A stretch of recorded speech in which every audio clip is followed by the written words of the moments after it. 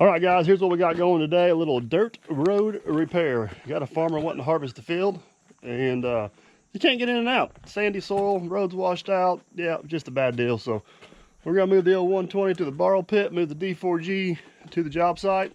Probably gonna hook the dump trailer up to the old puppy dog and get her done. Let's do it.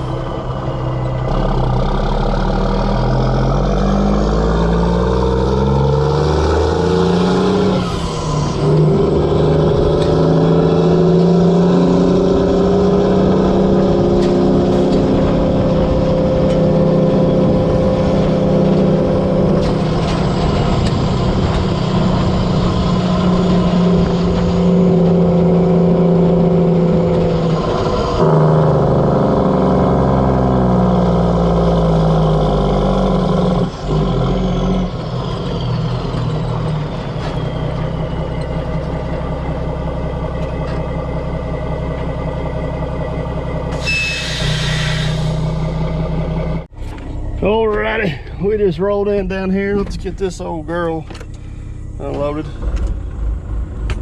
I got a sewing machine.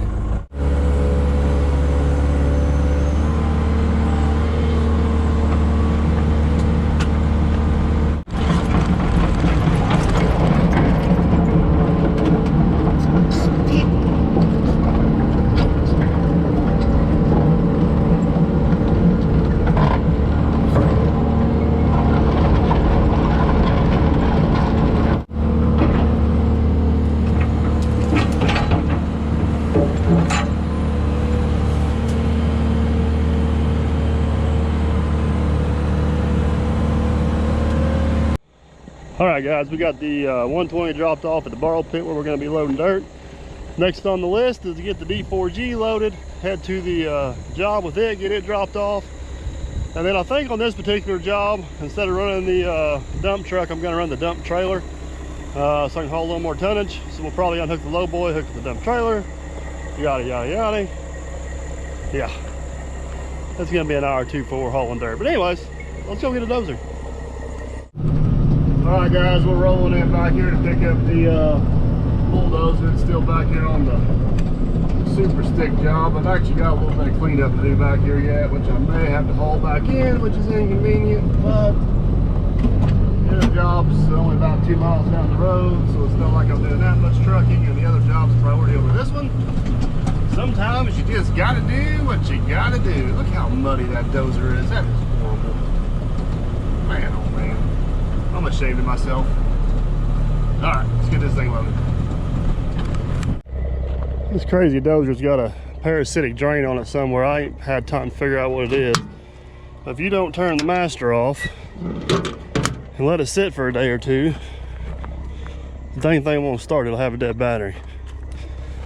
Hopefully, that's not an issue we have this morning. Come on, like me.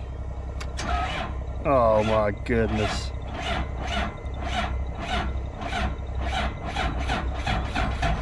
Come on, baby. Come on. Come on. Come on. Come on. Come on. Oh, come on.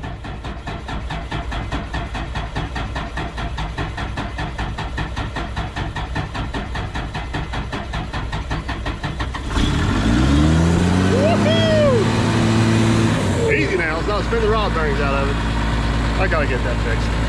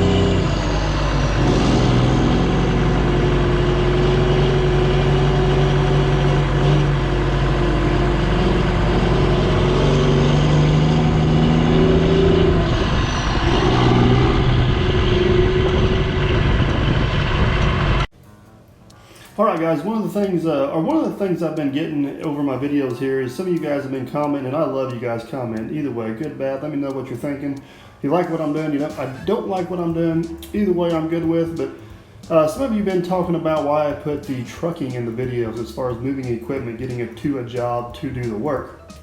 And there is an actual reason why I do that, and it's not for filler content or anything like that.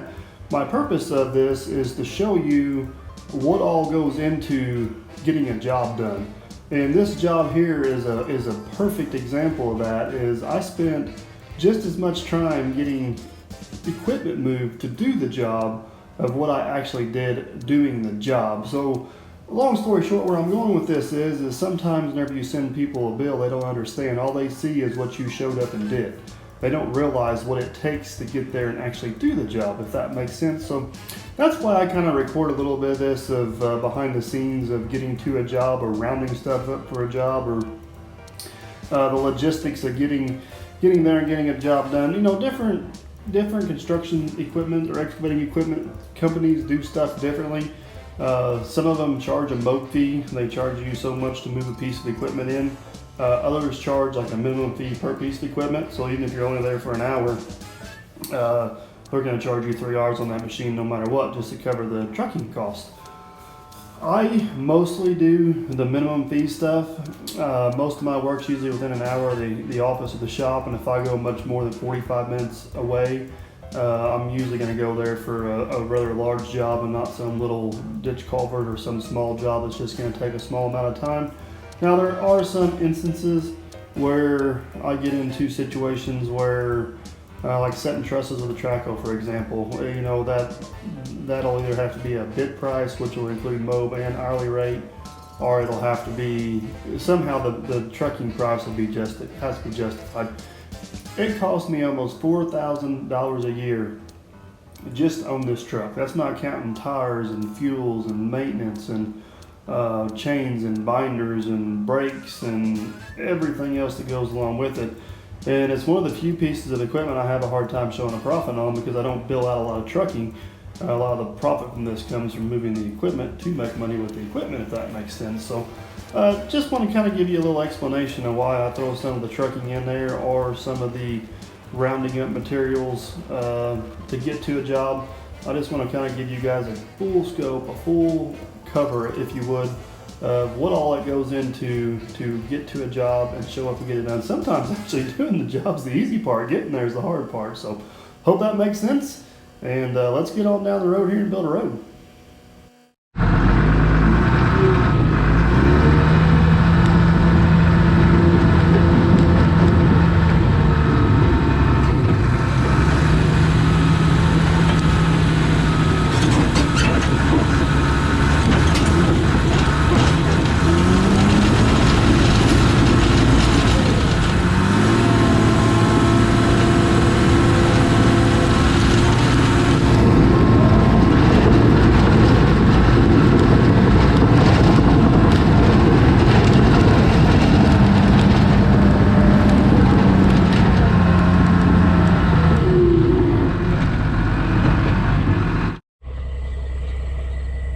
All right, guys, so this is what we got. I don't know if you can see over there. There's a field over there, and there's fields all the way down through there, and all that grain's got to come up through this road.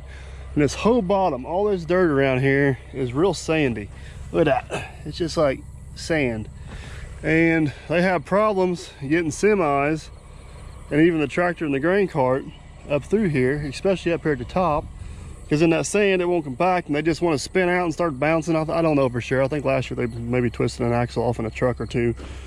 And then they got erosion problems because the road sits so low, and there's just a lot going on here. So anyways, what we're going to do is try to haul a foot or two of clay in here, build this up so they got something good that'll hold gravel, and maybe work on the ditches and possibly put a water bar in, do a little bit of water litigation, try to keep some of the water off the road. Short term, I need to get the grain out. Long term, I don't want to mess with it in a few years, so we're going to yeah, I don't know, I think there's a property line right here. I'm not for sure. It'd be nice to cut a water bar over that hill and channel some of that water away. But anyways, oh my goodness, I got you there to pull a wade there. But anyways, we're gonna go back, get the unhook the low boy, hook up the dump trailer, get a load of dirt, come back and tie into this project. All right, guys, we just rolled back in the office. My plan was to take the lowboy trailer off the Mack, put the dump trailer on the Mack, and go that route. Had to change the plans. We're gonna take old Red here. A couple different reasons why. One, I'm pretty sure the Mack don't have enough hydraulic oil in it to raise the bed, so that's an issue. I don't feel like running 30 minutes to town to get it. Well, still gonna use the truck. This one will start. Two, there's a couple overhead obstacles down there I didn't realize, and that trailer may be a little bit cumbersome to get in there. Three, let's face it, I'm lazy. I don't want to switch trailers. And four, it's not that long a haul, and it's not as much dirt as I thought it was gonna be, so we're gonna get by with this truck. All right, guys, let's get the first load of dirt on the truck and get out of here. This should be some good dirt. This stuff should pack in there real nice, but I'm not 100% for sure when this, well, I parked in there like a complete idiot. I don't know. Not sure when this video will air, but this is the day after we just got back from the IUCEE show in Louisville. Had a great time up there. And I just wanted to thank everybody again to let us operate their booth. I think it was Case and John Deere and JCB and Hyundai and Bobcat. They all were awesome. But one thing I realized while I was there is I just fully expected to get on these new machines and think, man, I gotta have one. This old 120 is slow as molasses. How do I work with this slow thing? And I was surprised, man. I was dumbfounded. I'm pretty sure the old 120 can swing and compete with any of those machines bucket for bucket any day of the week. I'll put my money where my mouth is on that one. And honestly, I think that Case, I'm pretty sure I could cycle faster than it could. I don't know. Maybe it was just something with the setting on that machine that was wrong, or something like that. But I don't know. They were nice machines. All of them were super nice machines, and a whole lot nicer than this machine. I was just girl's got 12,000 hours on her in a floppy bucket, but she's not as slow as I thought she was, I guess, is what I'm trying to say. One place the new machines have this machine beat for sure is in the swing department, especially on the swing brake. Those machines, whenever you stop swinging, they stop swinging. They got a lot more swing power than those. I don't know if they swing any faster. It's just a much more controlled swing than this machine, which that could be the swing motor, swing brake, who knows, something's new on this thing. And the other place they excelled was tracking power. This thing is getting really weak on tracking power, but those machines seem to have a lot more tracking power. But as far as digging, cycling, like loading this truck with dirt, this old machine's right there with them. So, and like I said in my IUCEE video, I'm surprised impressed with the Hyundai machines. They were a lot nicer, and they operated just as smoother as anything. One thing I did not get to operate while I was there was a Volvo. I really wanted to get in a Volvo and make some passes with a Volvo. I've been on a few of them over the years, but I've never really had a chance to work one much. So I need to do that, but yeah. Anyways, long story short, 120 can still compete. Alright, loaded truck, let's hit the road. One very important thing that I should add that cannot be overlooked is every one of those machines I ran had much better air conditioning than the 120. Much better air conditioning. So yeah, that was a plus.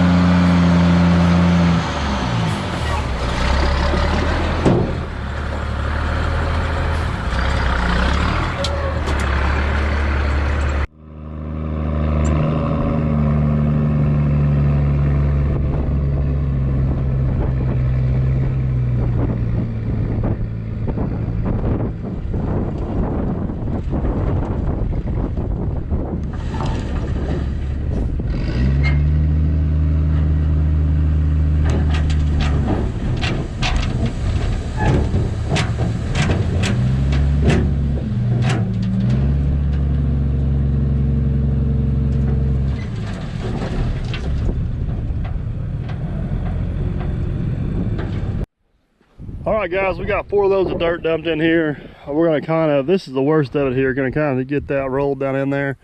I love to have the 850 here and widen this road out and cut ditches and do all kinds of crazy stuff. Well, that's not in the budget. But they've already showed up with 1 grain truck. They're on the way back to get the combine, so we're gonna have to get our butts in gear. And in case anybody's wondering, that is a big pile of poop. And it smells. Guess which way the wind's blowing? The wrong way. It smells horrible. Anyways, to work we go.